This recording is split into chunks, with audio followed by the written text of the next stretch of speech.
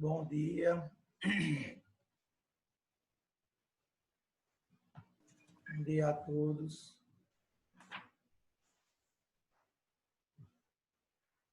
Veja só, nessa primeira aula eu vou fazer a correção da atividade. Vou fazer a correção da atividade que nós temos. Vou aproveitar essa primeira aula para fazer. Na segunda aula, como o assunto é pequeno, em 20 minutos eu termino um assunto sobre Revolução Cubana. É um assunto pequeno, vocês podem ver no livro de vocês que é 2 páginas que tem, então dá para a gente, em 20 minutos, terminar a fazer esse assunto de hoje. Então, veja só, eu quero desejar bom dia aos que estão chegando. Então, veja só, na página 211, eu passei um exercício de vocês que foi de classe, que foi organizar o conhecimento. Nesse organizar o conhecimento, veja só, o primeiro era relacionar cada frase e expressão correspondente. Então, veja só. Então, a letra A tinha dirigiu o movimento da revolução que derrubou a monarquia na China. B, foi formado para combater as forças nacionalistas. C, chefes militares que lutavam com as províncias para defender o poder dos grandes proprietários rurais. D, tomou o poder no país em 1949, formando a República Popular da China. E a letra E, programa de comunização da agricultura e do incremento da indústria chinesa. Aí embaixo aí tinha 1, senhores da guerra, 2, Exército Vermelho, 3, grande salto para a frente, 4, Partido Comunista Chinês e 5, Kuomintang. Então, fica assim a sequência. O número 1, os senhores da guerra, é letra C. Número 2, letra B, Exército Vermelho. 3, grande salto para a frente, letra E. 4, Partido Comunista Chinês, letra D. E o 5 é a letra A, o Kuomintang, letra A. Então, veja só. Então, fica a sequência C, B, E, D, A. Alguma dúvida nesse primeiro, minha gente? Alguma pergunta? Alguma pergunta? Alguma dúvida, minha gente? Então, a número 2, a Guerra da Coreia, que dividiu a Coreia em duas, expressou o bipolarismo da Guerra Fria. Então, era para explicar essa afirmação do bipolar da Guerra Fria. Então, vocês, era uma pergunta direta e vocês poderiam responder da seguinte forma. A Guerra da Coreia resultou do agravamento das tensões entre os dois governos constituídos no país, após a retirada das forças japonesas em 1948. O norte foi apoiado pela União Soviética e o sul foi apoiado pelos Estados Unidos. Essas hostilidades crescentes entre os dois governos se transformaram em uma guerra aberta em 1950, quando as forças militares do norte invadiram o sul e, durante o conflito do norte, teve o apoio da União Soviética e da China, enquanto o sul obteve o apoio dos Estados Unidos e da ONU. Então, a guerra terminou em 1953 com a divisão da Península Coreana em 2 países, em 2 estados independentes, Coreia do Sul capitalista e Coreia do Norte socialista. Então, o conflito e a divisão dessa Península Coreana, ao final, expressou ao nível local, a bipolaridade que marcou a Guerra Fria. De um lado, o socialismo aliado à União Soviética e do outro lado, o capitalismo aliado aos Estados Unidos da América. Alguma dúvida, minha gente? Alguma pergunta sobre essa questão aqui, o segundo? Alguma dúvida, Giovana, sobre o segundo? Alguma dúvida, Giovana? Alguma dúvida, Maria Gabriela, sobre a correção da atividade da página 211? Não, professor. Obrigada. Então, a gente vai para a página 212, que é um quadro famoso de Pablo Picasso. Veja só. Na 212, onde tem de olho da imagem, eu sempre digo a vocês, pessoal, que as imagens, desde o ano passado que eu dou aula a vocês, a questão das imagens, que cai muito em Enem, cai muito nas provas, tá entendendo? E veja só, esse quadro é de Pablo Picasso, que é o Massacre na Coreia. Pablo Picasso pintou esse quadro em 1951, durante o quê? Durante esse conflito. Então, o quadro tem explicando bem direitinho, quem leu, explicando bem direitinho, minha gente. E veja só, e fala do massacre, veja só. Havia duas questões. A primeira questão, ela tinha a letra A, a letra B e a letra C, e dizia o seguinte: da mesma forma que a Guernica, de Picasso, que representou a Guerra Civil Espanhola, Picasso representou as mulheres grávidas entre as vítimas. Qual seria a intenção do artista ao fazer isso? Veja só. As mulheres grávidas, minha gente, tá aqui, elas representam o quê? A vida, a continuidade da espécie o quê? Humana. Então, ao retratá-las entre vítimas, Picasso, ele denunciou a barbaridade da guerra e a agressão do exército dos Estados Unidos aliado à Coreia do Sul contra a vida e a população civil norte-coreana, incapaz de se defender diante daquele poderio bélico militar dos soldados estadunidenses. Ok? Então, a letra A do primeiro era essa a resposta. A letra B do primeiro, continuando, ela fala o seguinte: por que os soldados foram representados com equipamentos bélicos de épocas distintas? É bem provável, a resposta ficava assim: é bem provável que Pablo Picasso ele tenha misturado representações de armas e objetos bélicos de diferentes épocas, para mostrar o caráter bárbaro e insano das guerras, antigas e modernas, variamente submetendo o quê, pessoal? A população numa guerra civil e uma violência dos exércitos. Foi isso que ele quis mostrar, colocar essas armas de diferentes épocas. Ele queria o quê? Denunciar aquele tipo de agressão que estava acontecendo ali, com a Guerra da Coreia. Letra C. O artista, ele manifestou defender algum lado da guerra. Nessa obra, utilize elementos da pintura para justificar essa resposta. Minha gente, sim. Ele, como eu disse numa pergunta, uma resposta, sim. A forma que ele representou as duas cenas mostra o alinhamento do artista com a população civil de Cherokee, que foi a cidade, tá entendendo? Massacrada pelas forças dos Estados Unidos em apoio da Coreia do Sul. E o lado esquerdo da pintura são as vítimas associadas a o que? A nossa humanidade. Crianças, mulheres grávidas, jovens. Então, ele tinha um lado, ok?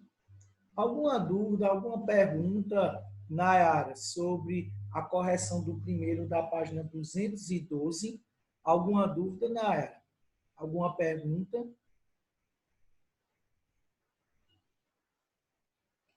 Alguma dúvida, Matheus Soares, sobre o primeiro da página 212? Alguma pergunta? Não. Então, veja só. O segundo, ainda continuando na página 212, aí diz o seguinte: Picasso, nessa obra, inspirou-se num conhecido quadro também do espanhol chamado Francisco de Goya.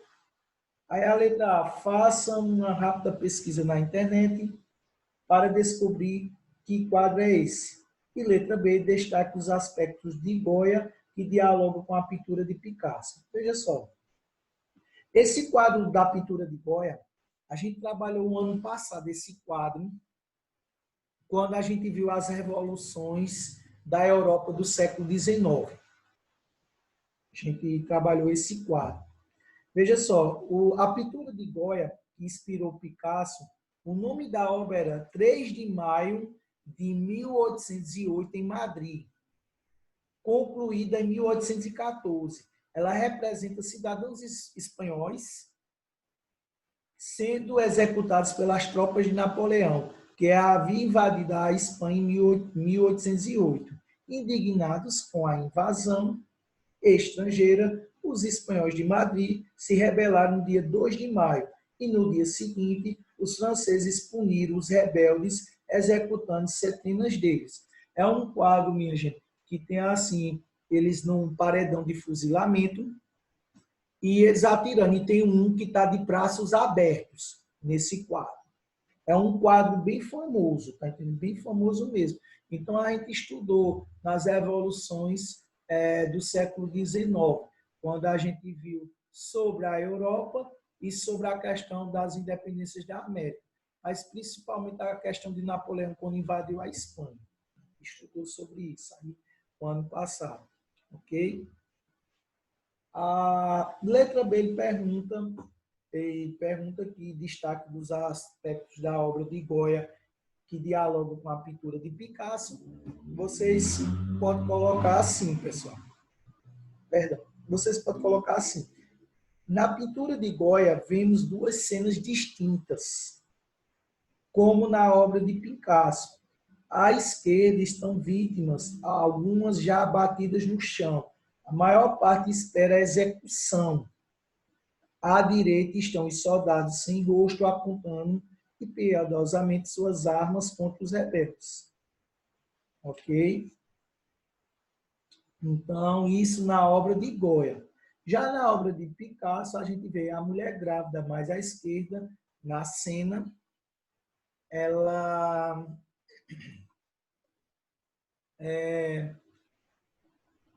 também aponta a cabeça em direção aos soldados, fazendo um gesto de desafio de coragem.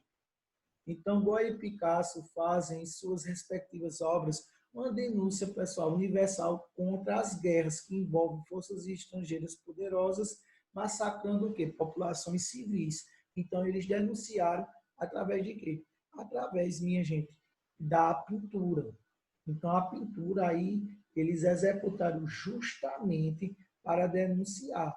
Então, tem a obra de Picasso, chamada de Guernica, que a gente viu, também denunciando que é a Guerra Civil Espanhola, esse da Coreia, que é menos conhecido, acho que vocês não conheciam, e o quadro de Goya também, que a gente viu. E também, minha gente, nas guerras que temos hoje, as guerras locais, muitos artistas, por exemplo, eles fazem o quê? Eles fazem pinturas, tá entendendo? Para denunciar essas guerras. Por exemplo, sobre a Guerra da Síria mesmo, eu vi diversas pinturas de diversos artistas denunciando sobre o quê? Sobre aquela guerra.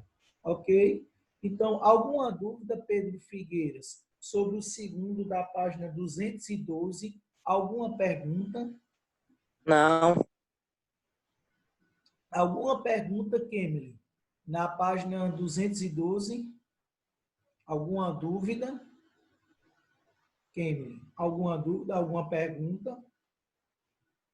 Então, veja só, a gente vai para a página 213, que é o exercício envolvendo os dois primeiros assuntos que nós estudamos, que foi a questão da Guerra Fria, o mundo bipolar, e essa segunda, a Revolução na China e a Revolução Coreana, a Guerra da Coreia, que houve a divisão em duas Coreias da Península Coreana.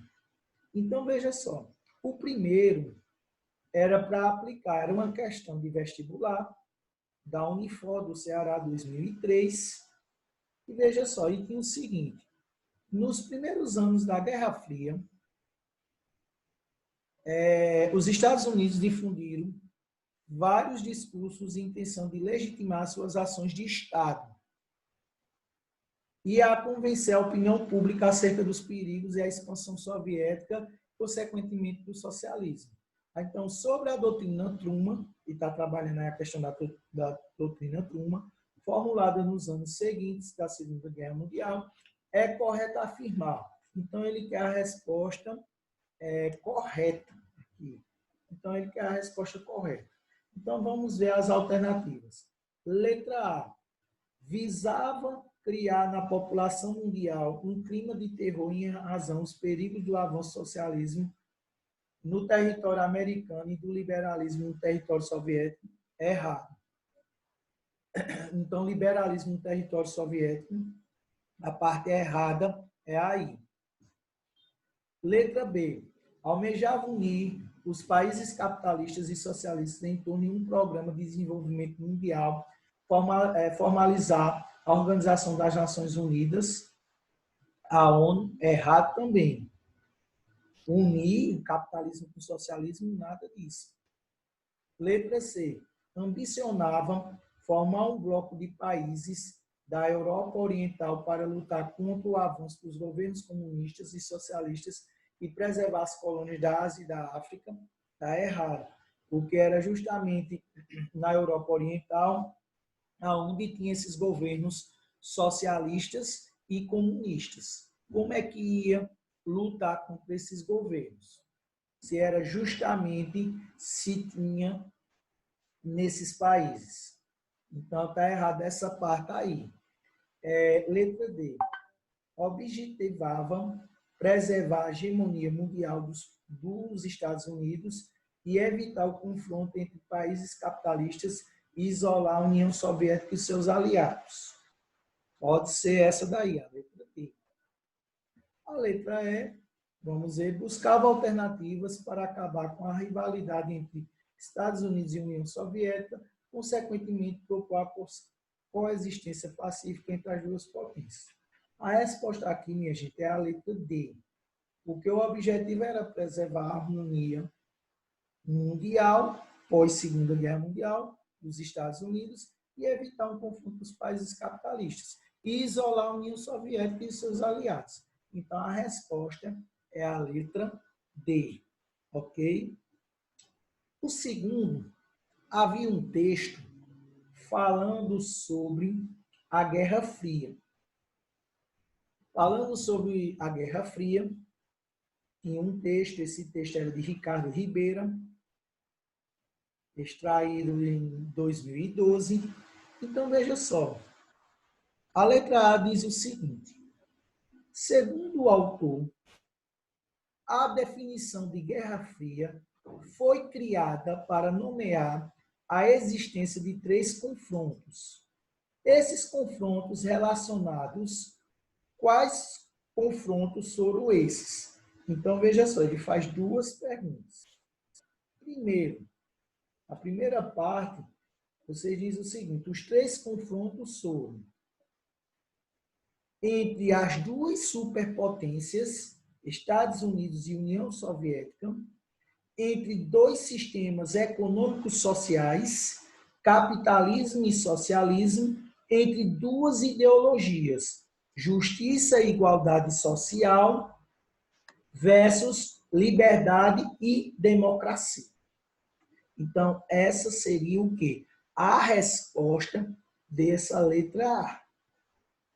A letra B dizia o seguinte, que outro marco para o início da Guerra Fria, o autor propõe porque ele teria sido importante. Então, ele faz duas perguntas dentro de uma. Então, o autor ele vai propor o quê? Primeiro, como marco fundador da Guerra Fria, foi a Revolução de Outubro na Rússia em 1917, ao criar o primeiro Estado socialista da história. A Revolução de 1917, na Rússia, no mês de outubro, ela inaugurou o confronto entre socialismo e capitalismo, entre duas ideologias, e lançou as sementes para a construção da União Soviética, a superpotência rival dos Estados Unidos durante na Guerra Fria. Essa seria, minha gente, a resposta dessa letra B. A letra C, embora o texto não informe qual o marco adotado para o início da Guerra Fria, questionado pelo autor. Veja só, o marco inaugural da Guerra Fria, adotado por grande parte dos pesquisadores e questionado pelo autor, é o ano de 1947, caracterizado por eventos como Doutrina Truman, Plano Marshall e a criação da Comiform. Então, esses eventos foram criados em 1947. Então, muitos autores colocam como sendo, minha gente, o início da Guerra Fria, que vai de 1947 até 1991. Ok? Até o finalzinho de 1921.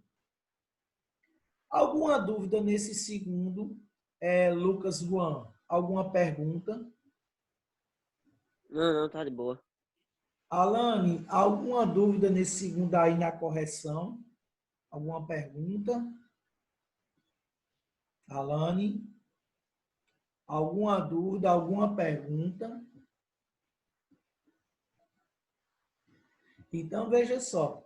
Então, o terceiro, ele manda observar a imagem para responder o quê? As questões desse terceiro. Vocês estão vendo essa imagem que é o seguinte, tem o tio Sam forçando as nações da Europa Oriental a assinar o Tratado do Atlântico Norte, que nós conhecemos como a OTAN, que é o exército da ONU. Então, essa charge, esse desenho, essa charge é uma charge o quê? Soviética. Ok, minha gente? É uma charge soviética aonde transmite o quê? Essa conotação aí. Então, veja só. A letra A, ele pergunta o seguinte. Onde e quando essa charge foi reproduzida? Preste atenção. É a primeira pergunta. Essa charge ela foi reproduzida na União Soviética em 1949. Então, a própria imagem, ela dizia aonde ela tinha sido produzida e o ano que ela foi produzida. Letra B. Qual a imagem ela transmite? Veja só. A imagem é uma crítica da União Soviética ao papel desempenhado pelos Estados Unidos na Europa Ocidental. Então, o tio Sam, que é esse senhor que representa os Estados Unidos, ele segura na mão direita uma espécie de caneta tinteiro, que antigamente as canetas você botava no tinteiro, enchia a tinta e o quê? Escrevia. E era usada para assinar um acordo aonde que criou o quê? A OTAN. Da ponta da caneta sai chamas, que evocam o quê? A destruição que os Estados Unidos, agora, com auxílio militar dos seus aliados ocidentais, pudesse causar aos seus adversários. Então, que o SAM está montado sobre os líderes europeus ocidentais que apresentam a expressão de dor por estarem pisoteados pelo capitalismo estadunidense. Então, essa é a explicação, minha gente, da política dos Estados Unidos nesse período. Então, os Estados Unidos vai colocar o quê? A submissão desses países ocidentais à política dos Estados Unidos, à política capitalista, e também o seu poderio militar. Então, a questão da bomba atômica. Então, foi desenhado aí no desenho uma ogiva nuclear. Se vocês perceberem nas chamas, as chamas ela tem um formato aí do quê? De uma ogiva. E tem uma ogiva também no braço o quê? No braço esquerdo dele também. Ok? Então essa é a resposta da letra B. A letra C, ele diz o seguinte: que argumento perdão, minha gente, que argumento um opositor do regime soviético poderia utilizar para criticar essa imagem? Se você é um opositor do regime soviético, você poderia criticar essa charge por ele ocultar o programa nuclear soviético que estava aberto em processo de desenvolvimento e resultou na fabricação da bomba atômica em 1955 para os soviéticos. Segundo, no mesmo ano, a União Soviética criou o Pacto de Varsóvia, que reuniu diversos países da Europa Oriental e fizeram uma aliança semelhante à OTAN, que é o objetivo da crítica feita nessa charge.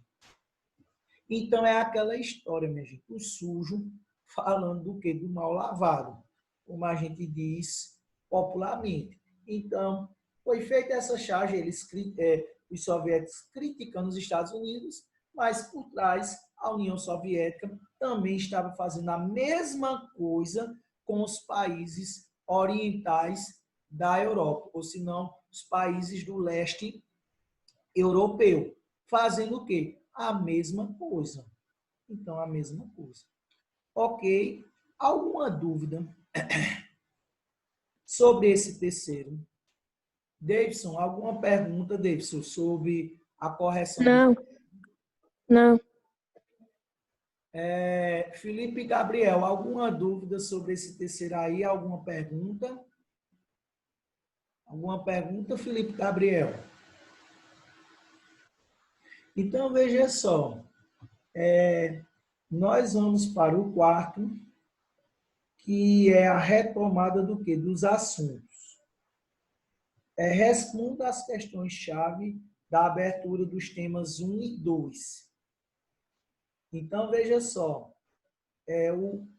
Qual foi a chamada Guerra Fria?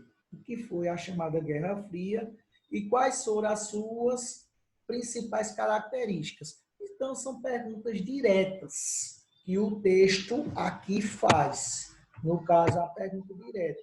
Então, a letra A, vocês podem colocar o seguinte, nessa primeira parte. A Guerra Fria é o nome dado à ordem geopolítica inaugurada com a derrota do nazifascismo na Europa a partir de 1945.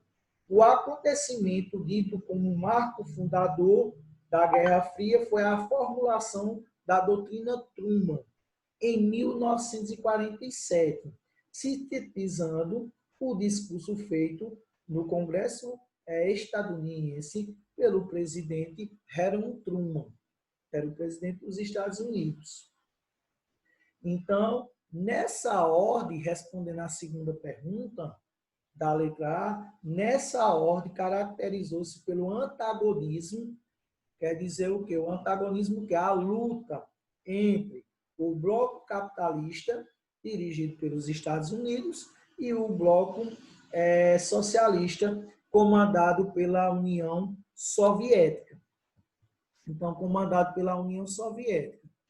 Então, veja só, A bipolaridade marcou esse período que recebe o nome de Guerra Fria, que vai desde 1947 a 1941, a 1991, perdão, 1947 a 1991, ok? Aonde que muitos países, pessoal, no mundo, eles o quê? Eles aderiram.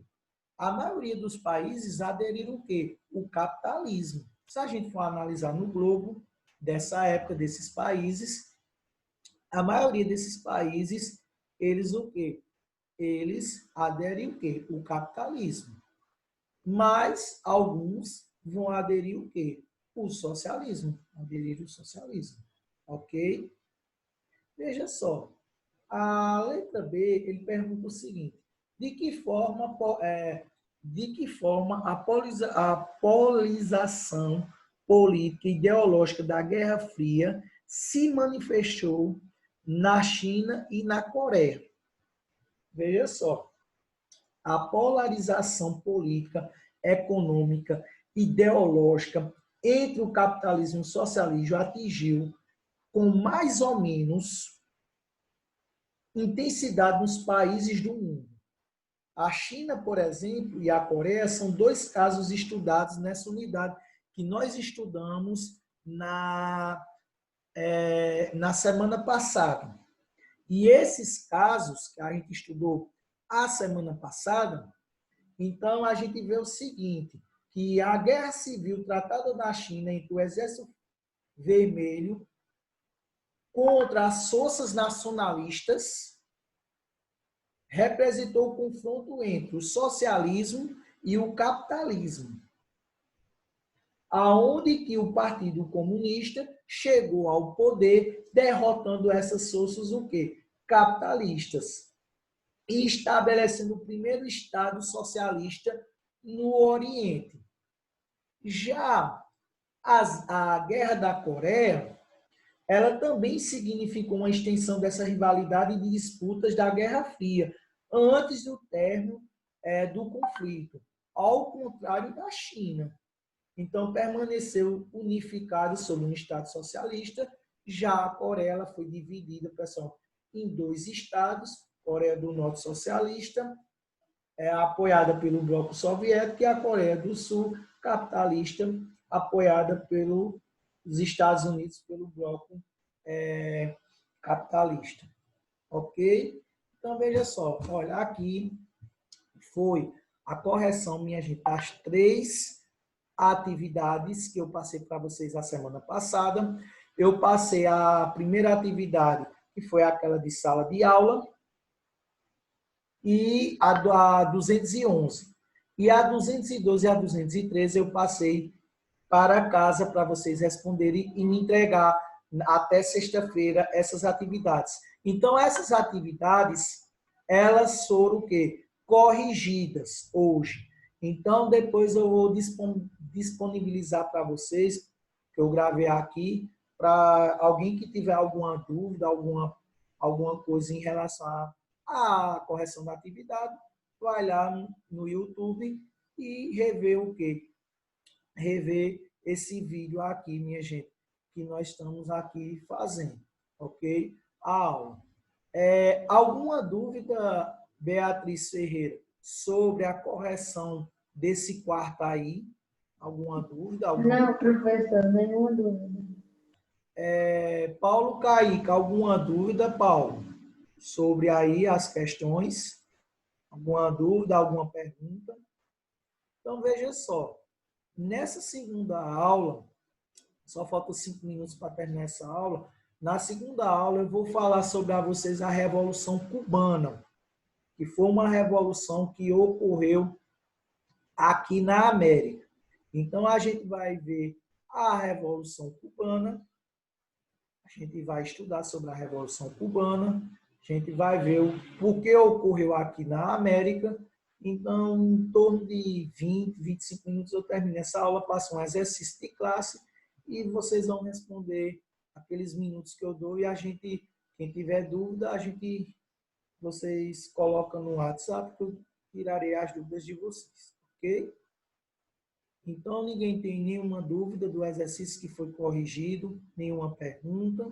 É isso, minha gente? Alguma pergunta? Então, eu queria que vocês colocassem o nome de vocês, pessoal, no chat da chamada. Com falta 4 minutos, eu queria que vocês colocassem aí, por favor, o nome de vocês e a série, ok? Ficou melhor, minha gente, eu mandando as atividades também no Google Classroom. Ficou melhor para vocês. Ficou melhor para vocês enviarem. Ficou. Porque só tem, Ficou. ó, 13 pessoas participando do Google Classroom. Só 13. E eu mandei das 3 turmas, no caso dos 3 nonos anos, eu mandei o código só no nono ano A, que tem 13 pessoas. O resto, eu não estou vendo essa entrega de atividades, não, viu? Eu estou anotando quem é que está fazendo e quem não está fazendo, no caderno que eu tenho aqui.